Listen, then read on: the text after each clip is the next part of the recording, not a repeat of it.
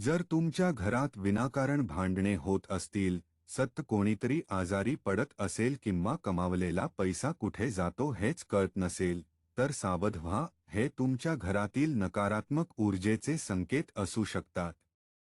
यावर एक जालीम आणि सोपा उपाय म्हणजे दररोज संध्याकाळी घराच्या कोपऱ्यात एका वाटीत खडे मीठ ठेवा किंवा कोळशावर भीमसेनी कापूर आणि धुपाचा धूर संपूर्ण घरात दाखवा.